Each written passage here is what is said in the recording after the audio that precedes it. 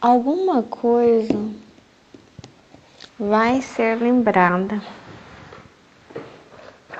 no momento certo, alguma coisa que você esqueceu e que é importante. Eu vou passar essa mensagem que é continuação das últimas mensagens. E eu vou ler um livro para vocês, um trecho só. A Criança e o Seu Mundo, D. W. Winnicott. Eu sou Melissa, sou escritora, uma pensadora cristã, autista superdotada, sou mãe também. E tem um trecho aqui. Introdução, que vai falar sobre a mãe e o seu bebê. Embora os primeiros capítulos estejam dedicados com uma intimidade familiar às mães, não pretendo certamente defender o ponto de vista de que a jovem mãe seja essencial à leitura de livros sobre os cuidados a dispensarem a seus filhos. Isso implicaria estar a mãe mais cônscia e segura de seu estado do que realmente é o caso. Ela necessita proteção e esclarecimentos. Precisa do melhor que a ciência médica pode oferecer no tocante aos cuidados físicos. Necessita de um médico e de uma enfermeira que sejam seus conhecidos e em quem deposite confiança. Precisa também da dedicação de um marido e experiências sexuais que a satisfaçam, mas não necessita forçosamente que lhe expliquem antecipadamente o que se sente ao ser mãe.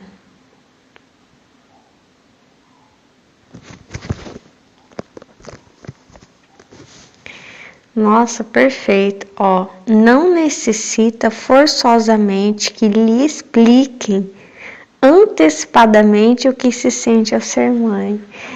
Que é isso que Deus está falando. No momento certo você vai lembrar o que é importante ser feito. Não se preocupe. No momento certo. E isso vem toda uma construção que Deus tem conversado comigo, né, na observação das outras espécies, porque eu disse, olha tanta coisa que ela precisa aqui. E uma das coisas que eu questionei Deus, eu falei assim, Senhor, eu não tive alguém que me ensinasse como ser mãe, como cuidar da minha filha recém-nascida, né? Nem como cuidar de mim mesma, dos meus pontos, né? Eu tive cesárea. Eu não tive. E aí, por esses tempos, ele me disse assim, você não gosta sempre de observar os passarinhos? Então observe, vê se tem alguma sogra, alguma mãe, algum profissional, alguém que esteja ensinando, ou se os passarinhos, as outras espécies fêmeas, leram algum livro. Aqui ele fala. Como que ele chama mesmo? D.W. Winnicott, não sei se é homem ou mulher.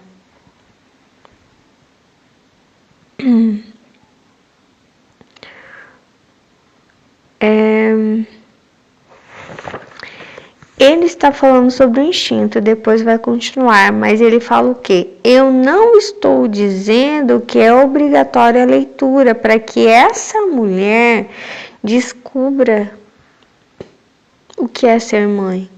Até acho que a leitura, ela não desperta instinto materno. Isso não é lembrado através da leitura, não é a palavra. Hoje, agorinha mesmo, eu vi a palavra como um túmulo. Então, assim, vários túmulos.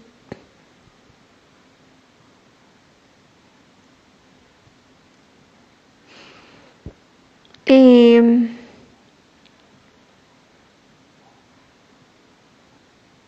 Enquanto que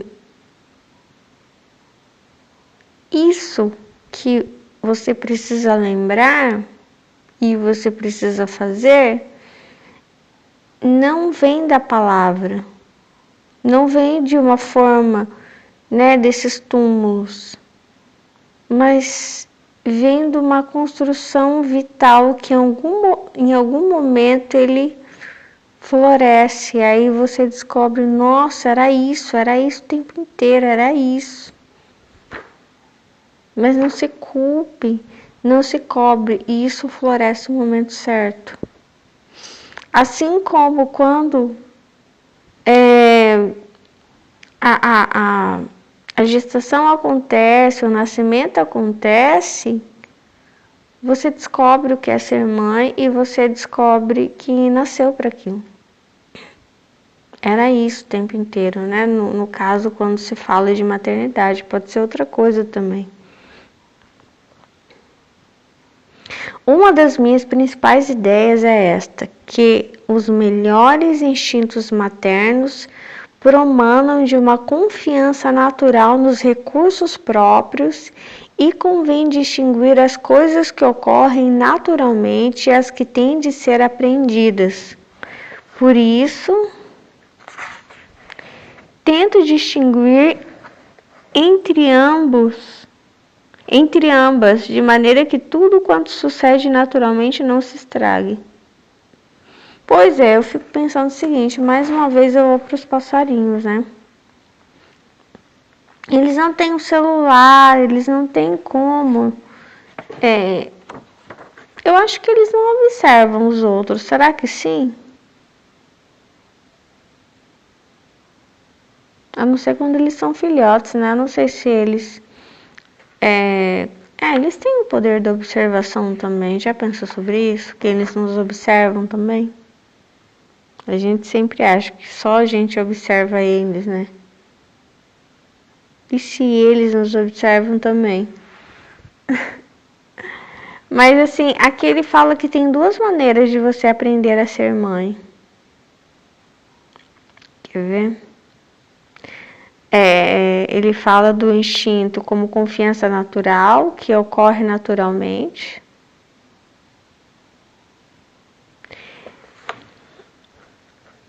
Como um botão de flor, eu tô vendo, ele vai se abrindo. Ele nunca abriu antes, mas parece que conforme ele vai abrindo, né? Não há instrução sobre isso. Ele nasceu para se abrir, o botão ele nasceu para isso. E as coisas que são aprendidas.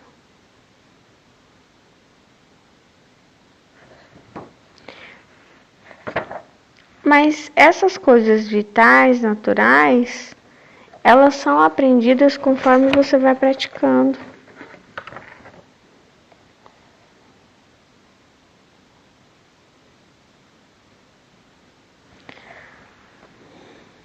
Não através da observação.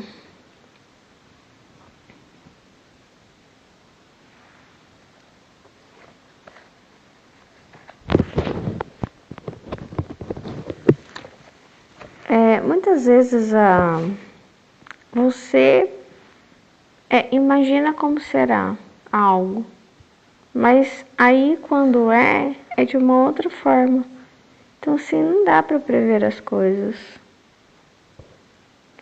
Eu lembro que quando eu era adolescente, eu acompanhei uma gestação, né, de uma prima minha, e eu fiquei tão apegada naquele neném, né, porque durante bastante tempo ela esteve na minha casa. E quando nasceu o neném, também, né, eu ficava bastante com aquele neném e passei a ter muitos ciúmes daquele neném, né,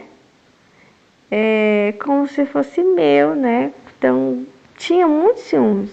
E aí ficou gravado na minha mente assim, o dia que eu for mãe, nossa, eu vou ter muitos ciúmes, né, do meu filho, da minha filha, que ninguém vai poder aproximar, que eu vou ficar com muitos ciúmes, pegar no colo, sabe assim, ficar. E não foi assim, né? Quando nasceu minha filha, eu fui bem tranquila, né? Só não deixo ela assim, né?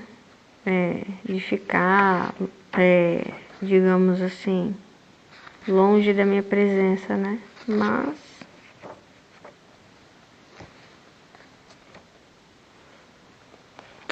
creio haver justificação para dirigirmos-nos diretamente a mães e pais, visto que as pessoas querem saber o que acontece nas primeiras fases da infância e, seja como for, o assunto ganha mais vida dessa maneira do que se eu escrevesse a respeito de mães e bebês num plano abstrato. As pessoas querem saber sobre os primórdios de suas vidas e acho que elas devem querer saber.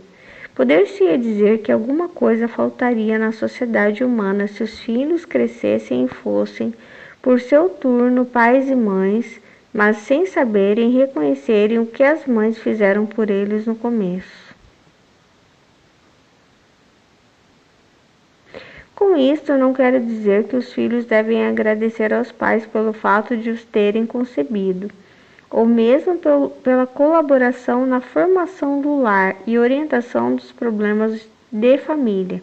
O que me interessa é a relação entre a mãe e o seu bebê antes deste nascer e, nas primeiras semanas e meses após o nascimento, procuro chamar a atenção para a imensa contribuição prestada no início ao indivíduo e à sociedade pela boa mãe comum com o apoio do marido, uma contribuição que ela dá simplesmente graças à dedicação pelo seu bebê.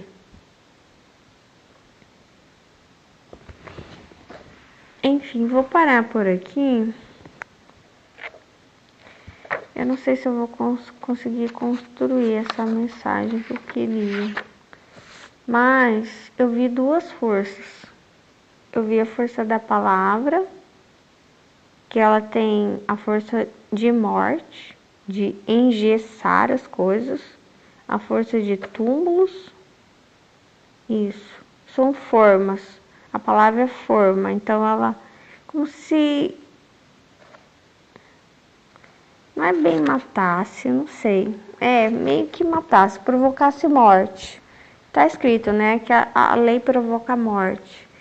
Então, elas são túmulos, são formas que matam. Enquanto isso, o instinto, ele está na faixa da vida. Desses botões que, conforme eles começam a abrir, eles vão se encontrando e eu vou me lembrando de algo que eu nem sei o que é. Mas eu só sei que as coisas começam a fazer sentido para mim conforme eu me abro.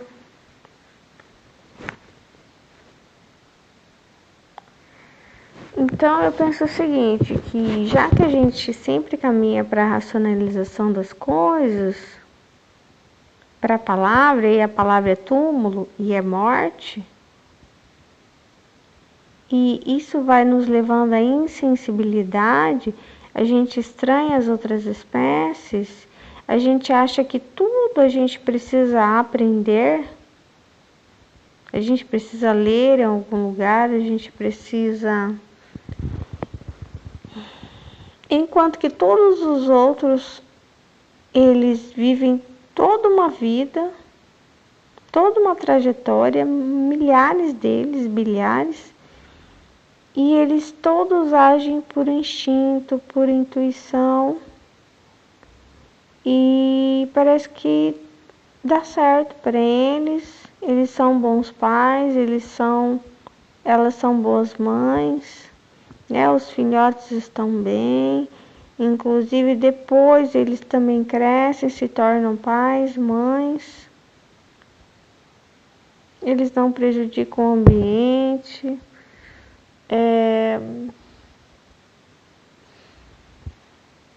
E aí eu tenho entendido essa frieza, como essa frieza, parece que quanto a gente mais lê, parece que quanto mais a gente, mais a humanidade vai se tornando fria.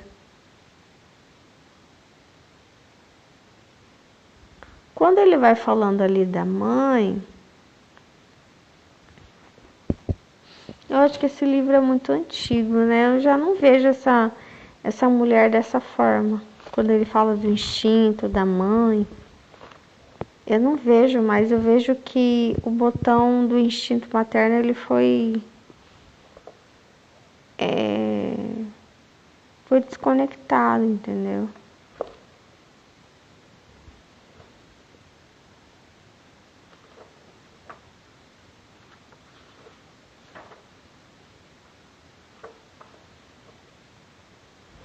Daí, esse botão, ele fica atrofiado. Esse botão que eu vi. Então, ele pensa, bom, eu não quero abrir. Então, ele se atrofia, entendeu? Então, os instintos, eles passam a ficar atrofiados. E se desenvolve, o ser humano, ele passa a se desenvolver só no âmbito da palavra. E a palavra é uma coisa muito esquisita. Porque, por exemplo, você tem uma palavra, você acha que você tem tudo e você não tem nada. Digamos que você recebe uma palavra de alguém, que é uma promessa. Você tem o quê? Você não tem nada. Entendeu? Olha para sua mão esquerda. Olha para sua mão direita. Você tem o quê? Nada. A palavra, ela cria uma ilusão. Além da questão do túmulo, ela cria, né, uma ilusão. Ela pode criar também essa ilusão.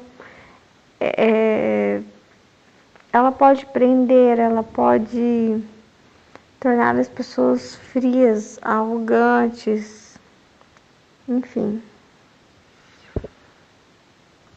E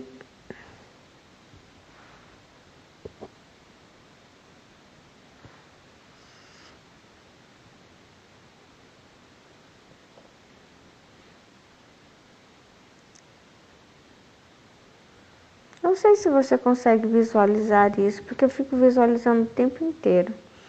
Ó, a palavra não existe, a palavra não existe, a palavra não existe, a palavra não existe. Como que a palavra não existe? Estou falando palavras, mas ela não existe. Você está vendo imagem.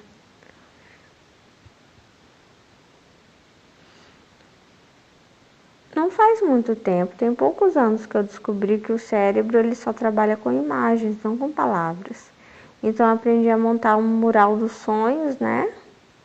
Que eu preciso pegar imagens para que o meu cérebro entenda aquelas imagens e monte um futuro ideal daquilo que eu sonho realizar, né? Em relação a casa, viagens, conquistas profissionais, pessoais, família, tudo. Saúde. Então a palavra não existe. A palavra prende, a palavra é um túmulo, a palavra mata. O instinto, ele abre aquilo para o qual foi feito, para o qual você, através do instinto, você se encontra. Eu entendi isso, né? Quando o instinto materno em mim ele foi aflorado, porque assim, como que era o instinto materno antes de eu ser mãe? Era lógico, racional, era uma construção racional, era algo hipotético. E o hipotético, ele é racional. Você imagina como será.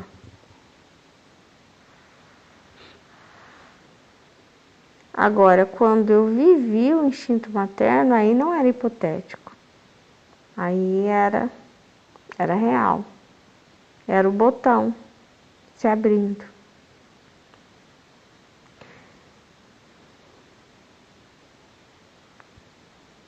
Só que, por exemplo, né, eu entendi que muitas coisas a gente tenta convencer as pessoas através...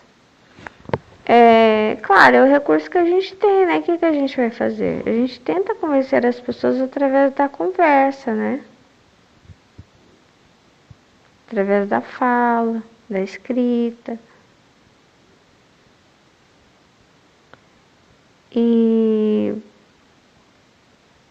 tá bem, né? Antigamente as pessoas usavam força física para tentar convencer umas às outras, mas ainda assim a gente sente um certo cansaço, sabe? Você fala, fala, fala e parece que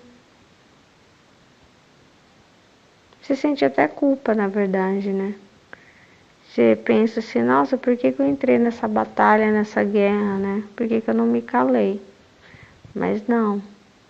Mas, sabe por que não é possível?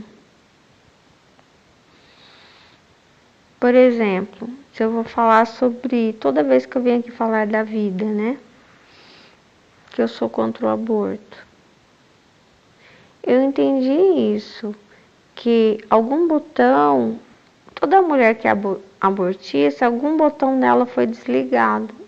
E esse botão é o instinto materno. Então não é por ler um livro ou por você ter as melhores frases de convencimento que a pessoa vai sim, sabe, vai mudar de ideia, não. Porque algo foi desligado dentro dela, que é esse instinto. Faz com que os botões não abram mais. E isso pode ser desligado dentro dos homens também.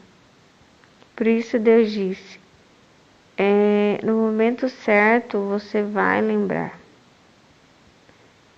Nós também fomos feitos para isso, para viver dessa forma. Não só os passarinhos.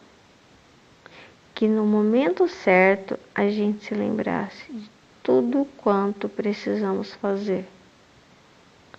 Só que quando a gente cria a palavra, eu sinto assim como se a gente criasse uma ilusão. Não sei explicar. Ó, olha para minha mão, tá vendo? Fica olhando para minha mão. Eu tô criando palavras. Ó, olha aqui. Não olha lá, tá? Olha aqui. Só olha aqui, tá? Não olha lá. Tá acontecendo alguma coisa ali. Mas você não olha, tá? Você olha aqui, ó, na minha mão. Ó, não desfoca. Olha aqui. Não olha lá, tá acontecendo algo lá, mas você não olha, tá? Olha aqui na minha mão. Então é mais ou menos isso. A palavra, ela cria uma ilusão. Então, você já não consegue prestar atenção lá. Tá acontecendo algo lá, é verdade. E tá acontecendo algo dentro de você, mas você não consegue prestar atenção. Porque você está prestando atenção na palavra.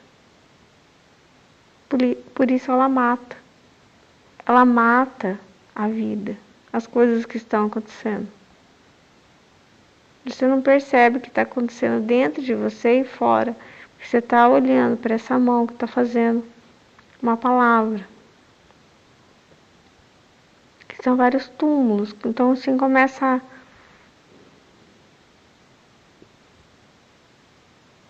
Fora que eu acho que você pode fazer várias associações, que é outra palavra que Deus me deu. Que o peso é associação. Não é só a coisa em si, a que você se associa. Então, por exemplo, dança, né? Outro dia eu falei com vocês, dança não é só dança, está associado aqui. Uma coisa não é só uma coisa, está associado aqui.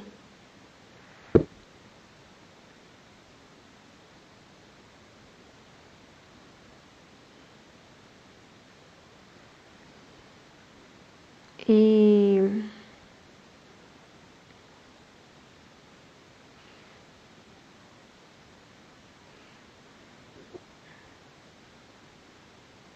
imagina isso, a palavra não existe.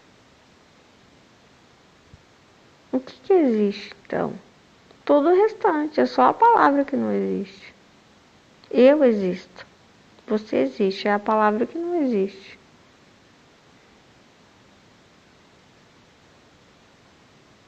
Se você tem uma palavra, é abraço. O que é abraço? Ela não existe. O abraço existe. Mas ele precisa acontecer para que exista, entendeu?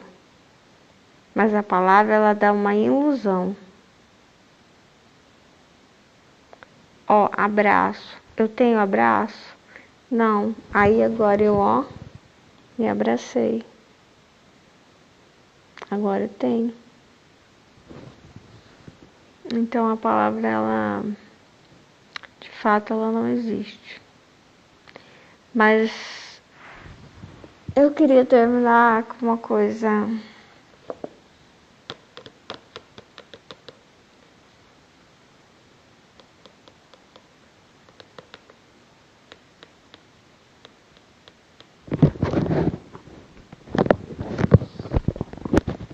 Ó, nesse livro aqui tem uma mão que soltou o balão.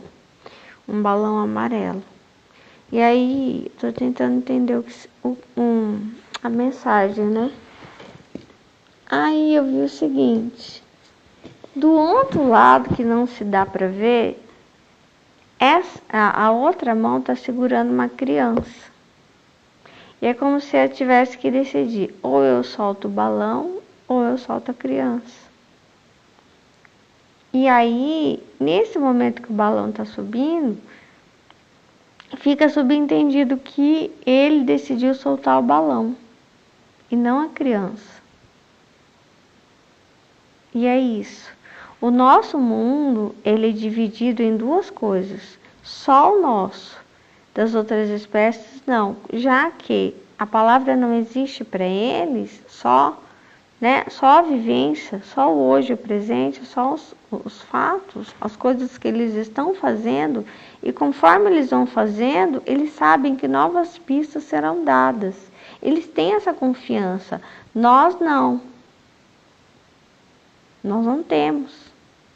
Nós não temos fé como as outras espécies. Eles têm muito mais fé que nós. Imagina que eles não têm nada escrito. Imagina que eles não têm alguém que os ensine, né? E se eu ficar doente? E quando nascer, quando os meus filhos saírem do ovo, como vai ser? Eles não têm. Eles têm muito mais fé. Sabe? Eles não têm essa angústia. Não.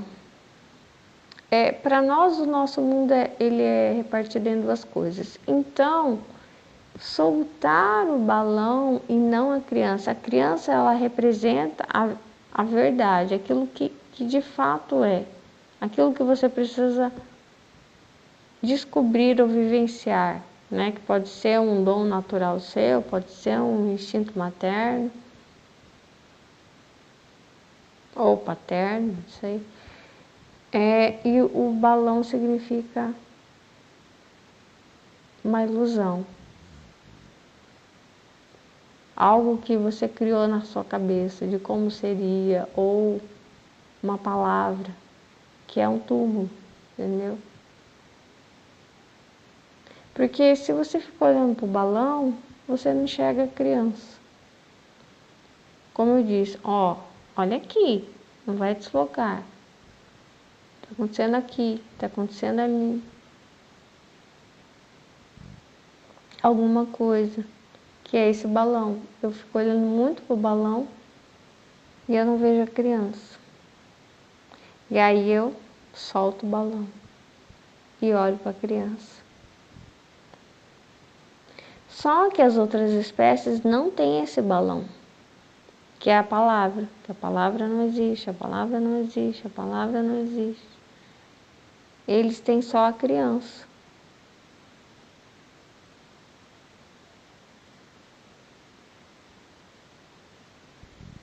Dá para perceber bastante isso naquele filme do Bambi.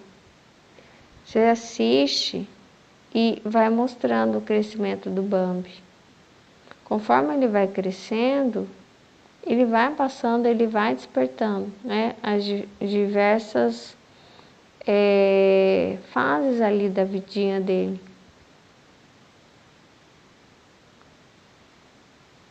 E não tem como, todo mundo se encontra, né? Mas, por exemplo, uma coisa que é para você viver em algum momento, você não vai saber antes. Você não vai saber antes que chegue o tempo. Então, somente no momento exato é que você vai começar a enxergar isso. Mas é sempre na ação.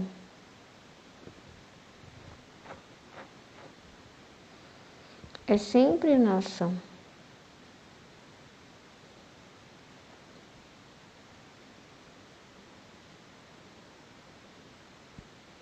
Inclusive, talvez as pessoas possam ser um pouco egoístas e cruéis pelo medo. Ai, como será? Eu acho que eu não vou dar conta, eu acho que eu não vou conseguir. Que causa um certo caos, né, na mente da pessoa, descontrole. Porque a gente acha que tem que saber as coisas antes, e não é assim.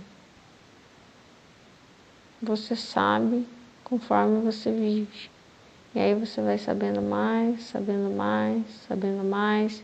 É como se você estivesse amassando uma massa. Conforme você amassa ela, mais você conhece essa massa.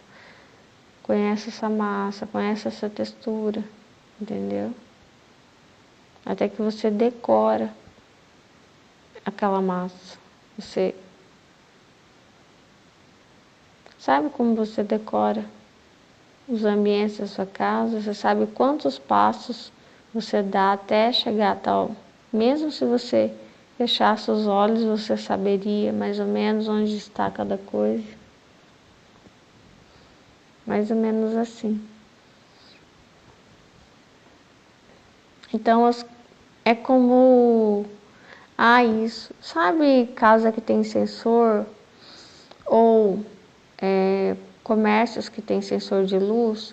Você entra no banheiro, a luz se acende. Você sai, se apaga. Então, eu vejo assim, essas coisas tão importantes que a gente vem à Terra para fazer, conforme você vive, vai andando, tem um sensor, a luz se acendeu para isso, você vai viver aquilo. Você anda mais um pouco, a luz se acendeu para isso, você vai viver aquilo. E as outras espécies, elas vivem o tempo inteiro nesse sensor. Então, conforme elas passam a vidinha delas, acende um sensor, a luz se acende, elas vão viver isso. E aí, a luz se acendeu, elas vão viver aquilo. Só que elas não se questionam. Eu vejo a gente bastante como Tomé, né? Sempre nos questionando o tempo inteiro. E aí, as luzes vão se acendendo conforme eles vão se desenvolvendo e até eles terem uma vida plena, completa, sabe? Assim. E é muito bonito isso. É muito difícil, vou dizer a verdade. Porque eu estava pensando que eu vi os desenhos sobre a Terra, as marcas, e eu pensei assim, é muito bonito dizer isso, né? Mas e quando você percebe, né, que as coisas se degradam, né? Que as coisas ficam feias, inclusive a gente, né? Que a gente envelhece, que nem sempre as coisas dão certo, que as coisas se estragam. Objetos se estragam, a gente se estraga, o nosso coração também se decepciona, né? Nós temos traumas, temos, enfim, frustrações.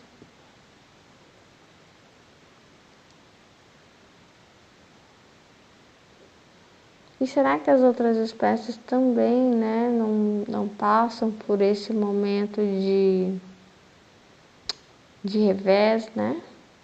De déficit, de perdas, de perceber em algum momento,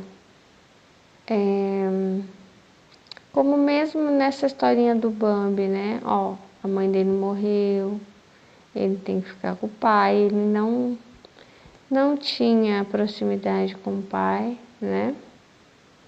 Tem um homem mau que entra ali, né? Entra a hora que quer, assusta todo mundo, né? Que é o caçador.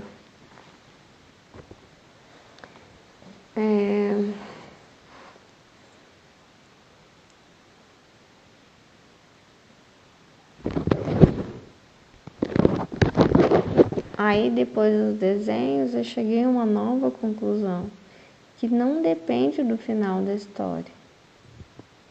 Não depende se as coisas se apresentam bonitas ou não, né?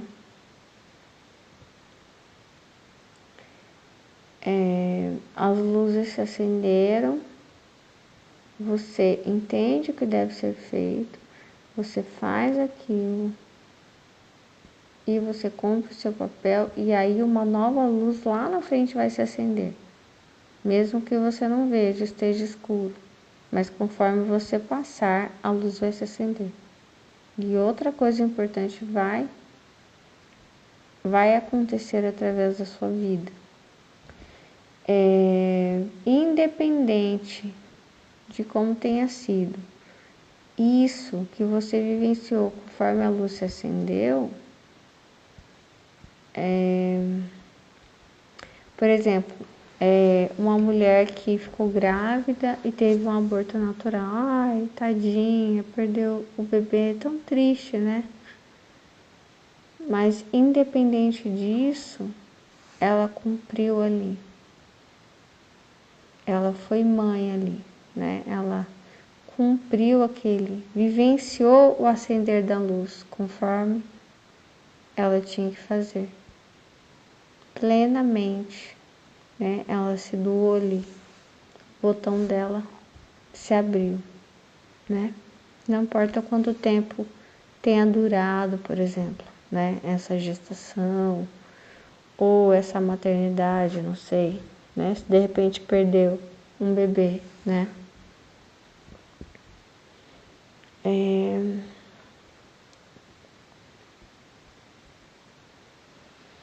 Ou, por exemplo, né? Você pode ter tido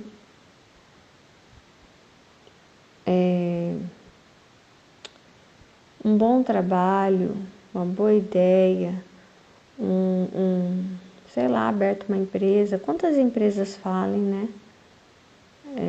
Infelizmente, pessoas que deram de seu melhor, abriram um estabelecimento com produtos de qualidade, mas às vezes por causa da concorrência, enfim, alguma coisa, né?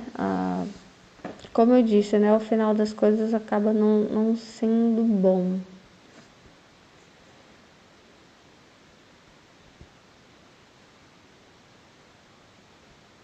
Inclusive, quando Jesus elogia ali a oferta da viuvinha, que eu acho bem interessante para mim é isso.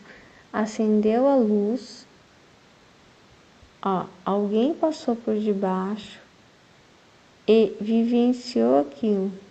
Esse acender a luz é time, é agora, é o momento. Porque tudo é no momento, depois você perde. Assim eu entendo. Então, acendeu a luz, você perde porque fica escuro, né? Na hora que você passa assim, você acende a luz.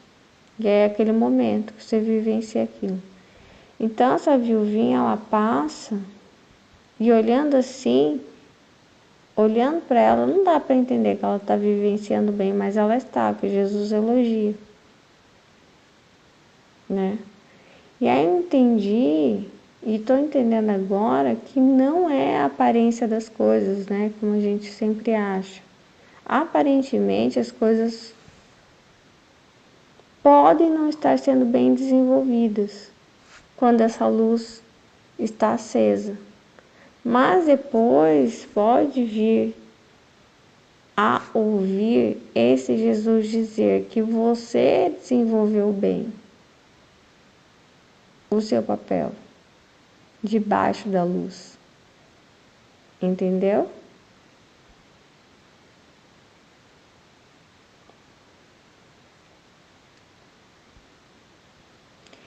Porque, por exemplo, os fariseus, as pessoas que estavam ali dando as suas ofertas, junto com a viuvinha, eles achavam que eles estavam desenvolvendo bem o papel deles, debaixo dessa luz, quando a luz se acendia.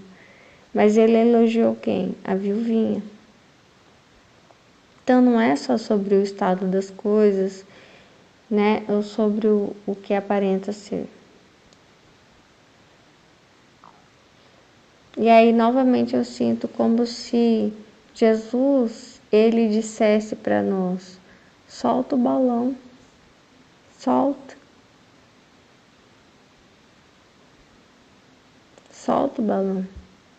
E ele fala, né? Não temo o dia de amanhã, basta a cada dia o seu mal. Ele fala bastante sobre isso. E isso é muito difícil. Eu acho que não era difícil. Eu gosto bastante de trabalhar o Éden. A ideia do Éden. Eu acho que a gente não era assim, tão cheio de necessidade de confirmação, sabe? Deus fala algo, você não acredita que você tem que fazer. Você precisa de um monte de confirmação. Ainda assim você não acredita. Se você tem um dom natural, você não acredita nele. Se você tem um instinto, sabe? Por exemplo, uma mulher fica grávida, conforme o tempo passa, daqui para frente, ela vai precisar de muita confirmação. Se ela não tiver um dinheiro reserva, se o pai da criança não for um homem que tem condições financeiras, e muitas coisas, ela vai colocar a cabeça dessa criança na berlinda, entendeu?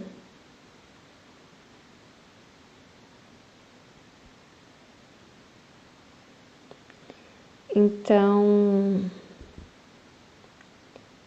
que é a palavra, né? A palavra, ela é um túmulo, a palavra, ela não existe. Então, assim, todos os nossos medos, inseguranças, né? É falta de fé. Que é a imaginação do futuro, do que vai acontecer.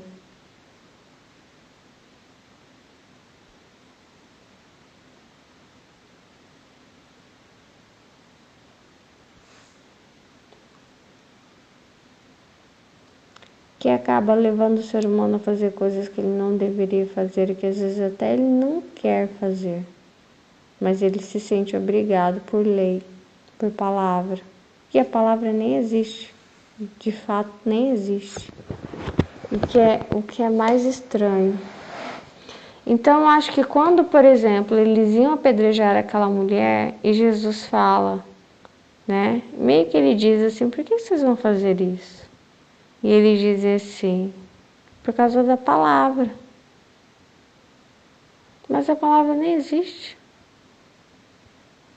Nossa, se tivesse me falado antes, nós matamos tantas pessoas.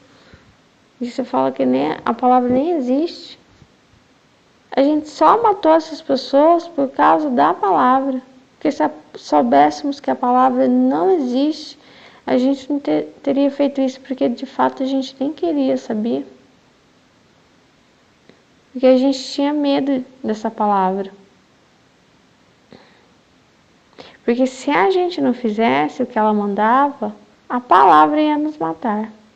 Com um tijolo que caiu lá de cima, em cima da cabeça de alguém.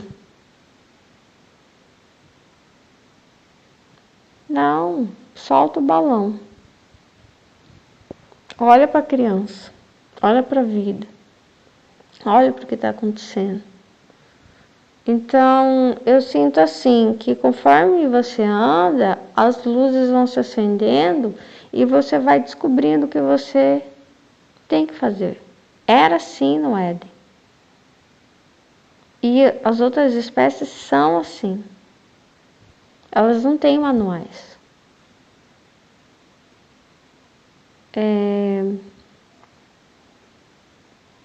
Então, conforme a gente vai avançando, As coisas que não podem ser explicadas e aqueles que não podem falar por si só, abrir a boca e falar como eu estou falando, eles estarão em risco. Por isso que os fetos estão em risco, né? Porque a fase gestacional ainda é um mistério. E os fetos ainda são um mistério, né? Não se sabe exatamente o que eles sentem, o que eles pensam, né? Muita coisa sobre eles não se sabe. Então, por isso eles estão em risco.